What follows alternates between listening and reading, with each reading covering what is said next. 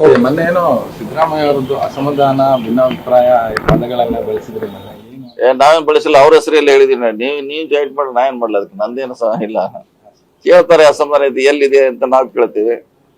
ಅದಕ್ಕೆ ಮುಂದೆ 2-3 ಉಟ್ಕೊಂಡ್ ಬಿಟ್ರೆ ರೆಕ್ಕೆ ಪಕ್ಕೆ ನನಗೆ ಜವಾಬ್ದಾರಿ ಅಲ್ಲ. ಪದೇ ಪದೇ ಅದೇ ಕೇಳ್ತಾರೆ, ನಾವಿಲ್ಲ ಅಂತ ಅದೇ ಹೇಳ್ತೀವಿ.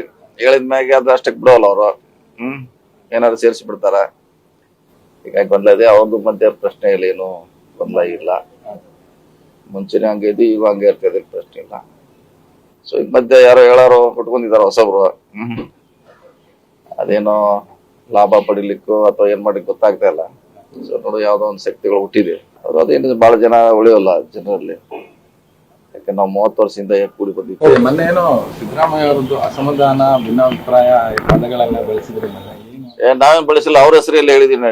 ನೀವ್ ಜಾಯಿಂಟ್ ಮಾಡಿ ನಾ ಏನ್ ಮಾಡ್ಲ, ಅದಕ್ಕೆ ನಂದೇನು ಸಹ ಇಲ್ಲ. ಕೇಳ್ತಾರೆ ಅಸಮಾಧಾನ ಐತಿ ಎಲ್ಲಿದೆ ಅಂತ ನಾವ್ ಕೇಳ್ತೀವಿ. ಅದಕ್ಕೆ ಮುಂದೆ 2-3 ಉಟ್ಕೊಂಡ್ ಬಿಟ್ರೆ ರೆಕ್ಕೆ ಪಕ್ಕೆ ನನಗೆ ಜವಾಬ್ದಾರಿ ಅಲ್ಲ. ಪದೇ ಪದೇ ಅದೇ ಕೇಳ್ತಾರೆ, ನಾವಿಲ್ಲ ಅಂತ ಅದೇ ಹೇಳ್ತೀವಿ. ಹೇಳಿದ್ಮ್ಯಾಗೆ ಅದು ಅಷ್ಟಕ್ಕೆ ಬಿಡೋಲ್ಲ ಅವರು. ಏನಾದ್ರು ಸೇರಿಸಿ ಬಿಡ್ತಾರ. ಹೀಗಾಗಿ ಗೊಂದಲ ಇದೆ. ಅವ್ರದ್ದು ಮಧ್ಯೆ ಪ್ರಶ್ನೆ ಇಲ್ಲ, ಏನು ಗೊಂದಲ ಇಲ್ಲ. ಮುಂಚೆನೆ ಹಂಗೆ ಇದ್ದು ಈಗ ಹಂಗೆ ಇರ್ತದೆ, ಪ್ರಶ್ನೆ ಇಲ್ಲ. ಸೊ ಈಗ ಮಧ್ಯೆ ಯಾರೋ ಹೇಳಾರೋ ಉಟ್ಕೊಂಡಿದಾರ ಹೊಸಬ್ರು. ಅದೇನೋ ಲಾಭ ಪಡಿಲಿಕ್ಕೂ ಅಥವಾ ಏನ್ ಮಾಡ್ಲಿಕ್ಕೆ ಗೊತ್ತಾಗ್ತಾ ಇಲ್ಲ.